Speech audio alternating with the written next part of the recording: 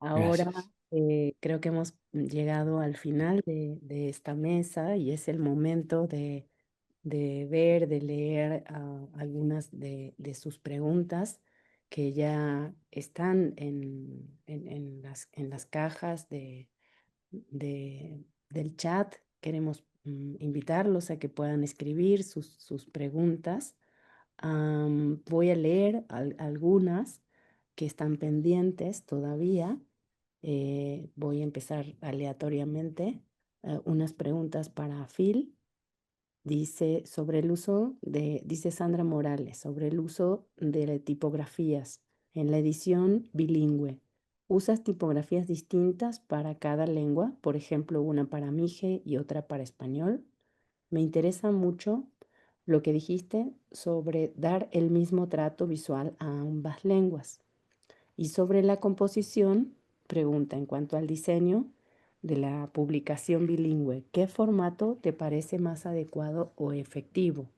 Por ejemplo, dividir el contenido en dos columnas, una para cada lengua, alternar ambos bloques de texto, arriba y abajo, o separar por páginas, una página para una lengua y otra para otra. O sea, edición pareada, doble columna o arriba y abajo.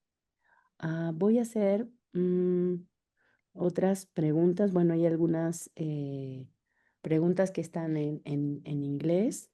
I don't know for Kevin and Chris, if you have the possibility to read it, the question in English.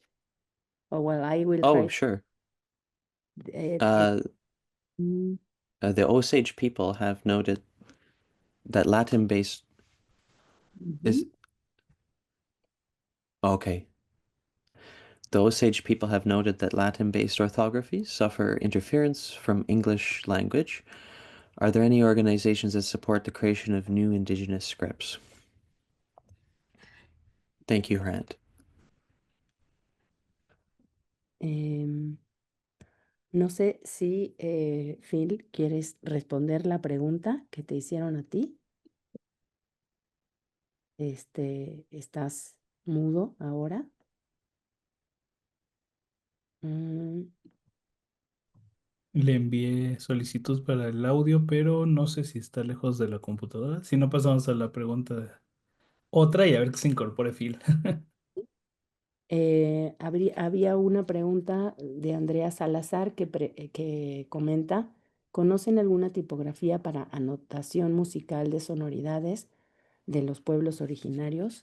Es una pregunta general, no sé, quizá tal vez inclusive René tenga alguna información al respecto.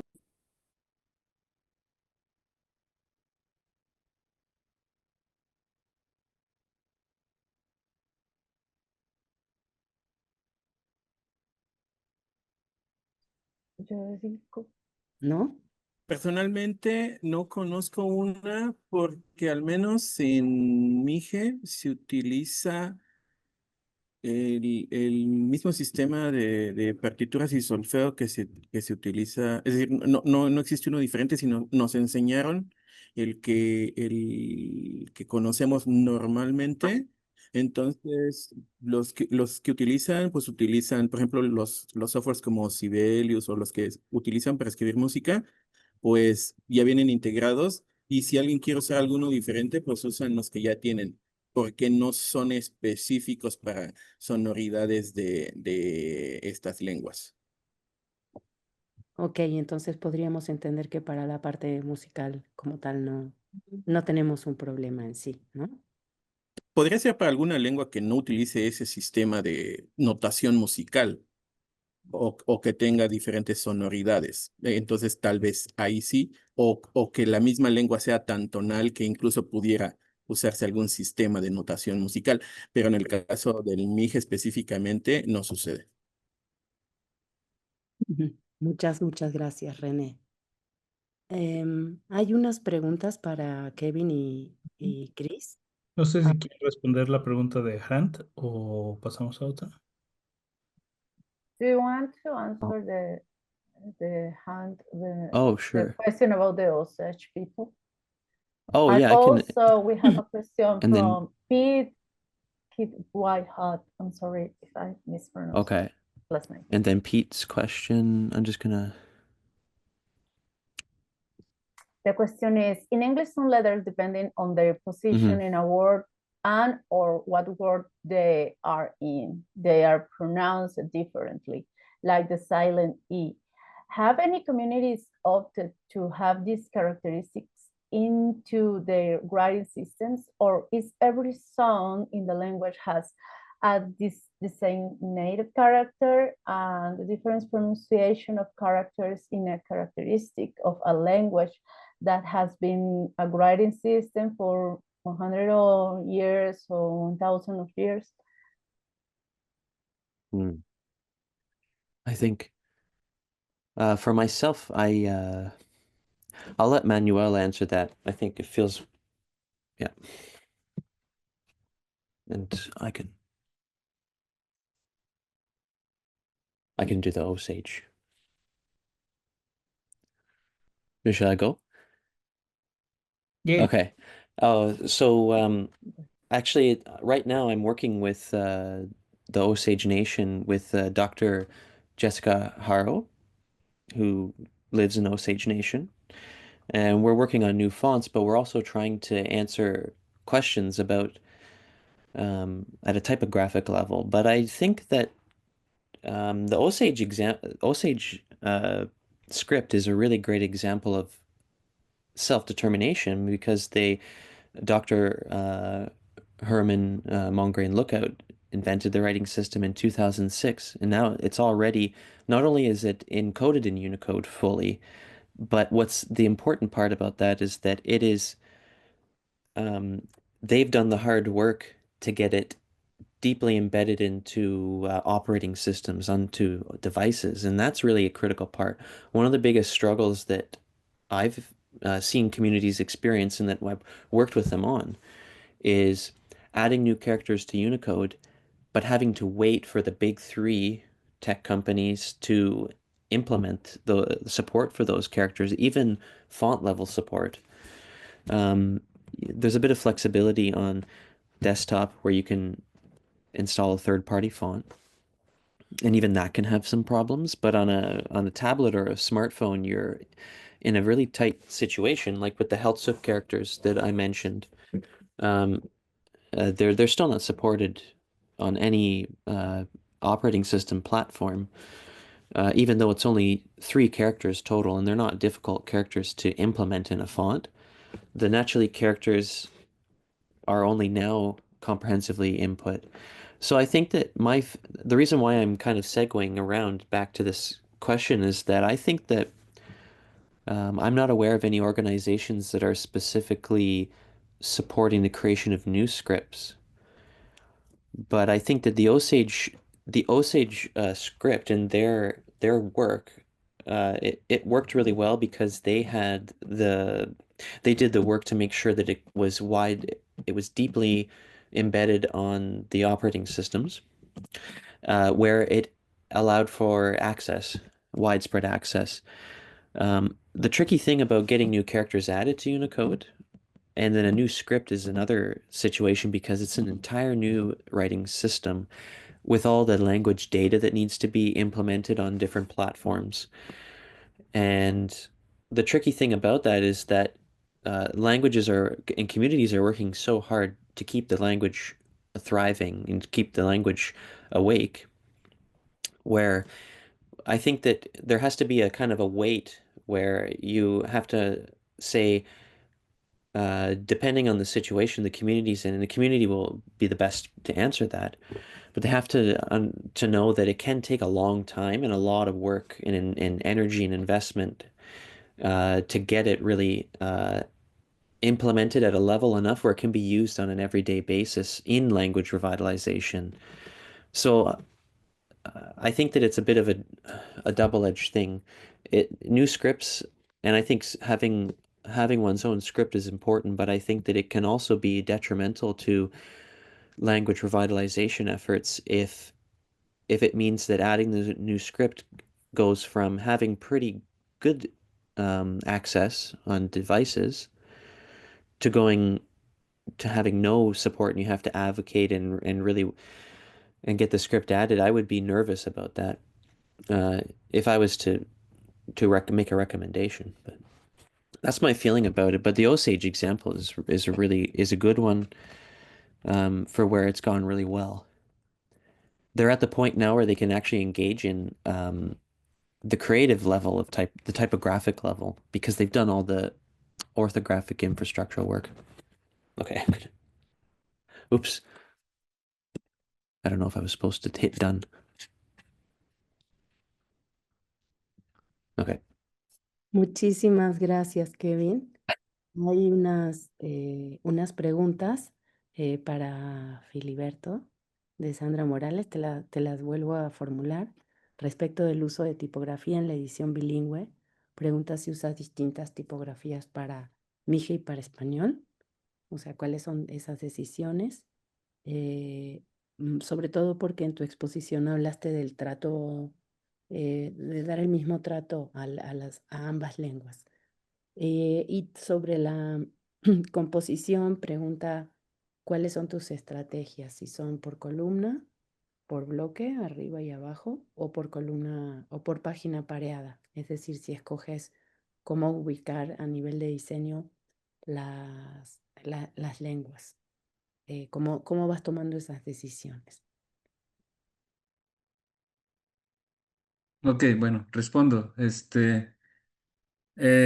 Sí, bueno, es dependiendo del proyecto, de si utilizo una misma tipografía o dos tipografías, si son bilingües. Y bueno, pero generalmente trato de hacer que sean distintas tipografías para que justamente se note la diferencia, porque generalmente están encontradas. La composición es una página, no sé, la izquierda es de una lengua y la derecha es la otra.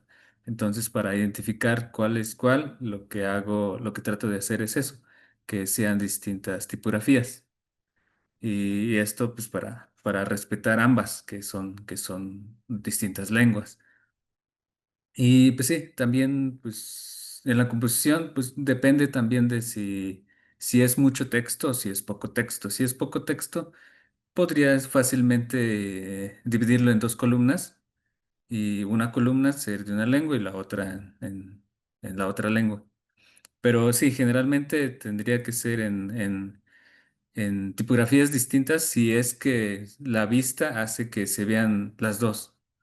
Si de una página a otra, bueno, no se ven, pues no pasa nada, se puede utilizar la misma tipografía. Por ejemplo, los cuentos. Los cuentos, como suelen ser largos, termino una, puedo usar la misma tipografía y no se toca con la otra lengua. Entonces, al iniciar la otra, puedo usar la misma tipografía y no pasa nada, se lee bien. Solamente si es que se encuentra a la vista una con otra. Es cuando trato de utilizar distintas tipografías. Perfecto, muchísimas gracias. Mm. Hay una pregunta adicional para Kevin y Chris. La pregunta dice, How difficult it is for a community to establish contact with Unicode and other relevant entities to enable the encoding of their unique signs and characters. Okay. I'm just gonna Chris, do you want to do that one? Oh, thank you, Marina. I'm not seeing the question actually on my Q&A window. Oh, if you check in the chat, Oh, that's where it was. Marina just put it in there. Yeah. Thank you. Muchas gracias. I feel like you could answer this one better than I can, Kevin. You've had more experience with communities. Okay. Well, thank you, Chris. And I think so. This is something that the project that Chris and I, alongside our wonderful teammates Bridget, Leo, Clarissa, and Mark, are working on right now, is that we do this kind of work to help communities get in contact with Unicode. Again, this is where allyship and partnership come into play, because it can be really, I mean, so a bit of some context is that when I was first beginning to research the syllabics writing system at a level where I wanted to try to understand if there were barriers that communities were facing, the natural case of missing characters came up quickly. But I didn't know even what to do in terms of how to get in touch and actually create a successful proposal. My colleague at Tipotech, Liang Hai, who works with Unicode, helped me so much, and he's incredibly helpful. And so are my experience is the people who work on Unicode script encoding. They're very helpful people. Um, and being helpful is both being realistic about what is a good solution or not a good solution, and they actually do help guide communities in the decision making. But it can be tricky to establish contact. So that's something that we help with on our team, and others are doing this work as well. Um, and I think what's really important is trying to go to a committee like the Script Ad Hoc Committee, which is a subcommittee of Unicode, of script encoding experts, and to try to present as thorough a case as one can, and work with that committee to by joining their meetings to arrive at a solution that's going to work for both the community, but that will be a good long future-proof solution. So definitely, I mentioned earlier that the Heltzo community and the Naturally community had to add new characters, and those were situations where there was no other option but to add those new characters. And in fact, in the Heltzo community, there was a, a character that had been used on the typewriter a long time ago, a Bard H graphic representation that some elders were curious about if we thought that that would be a good idea. And because the community had been using the Bard H that's in Unicode right now, like a lowercase or a capital H with a bar through the top half, theirs had a bar through the bottom.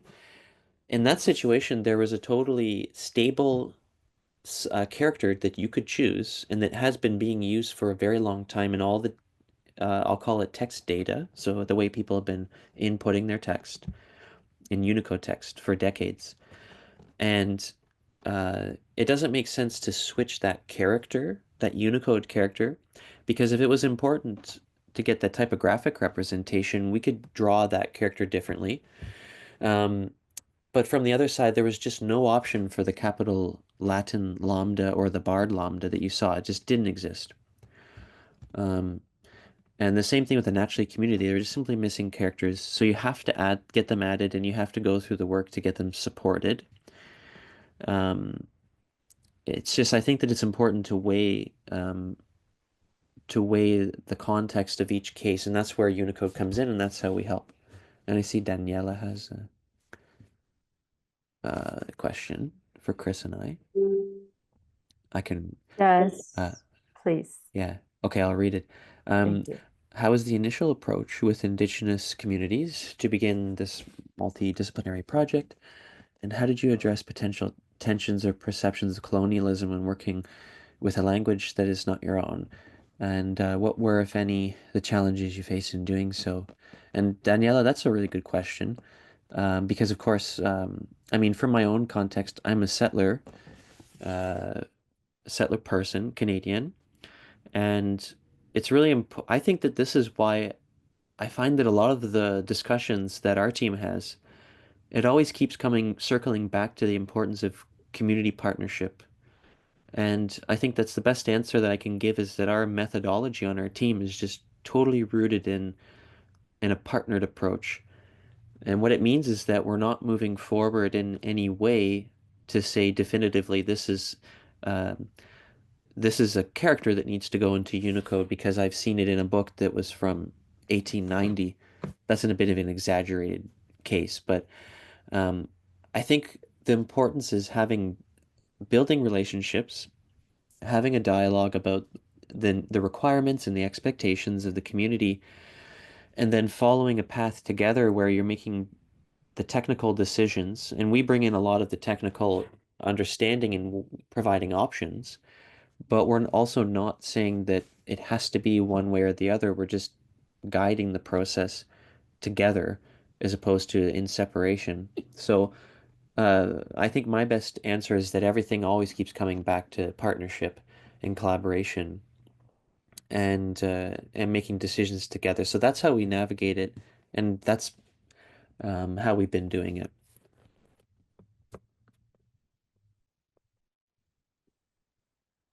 Perfecto, muchas gracias.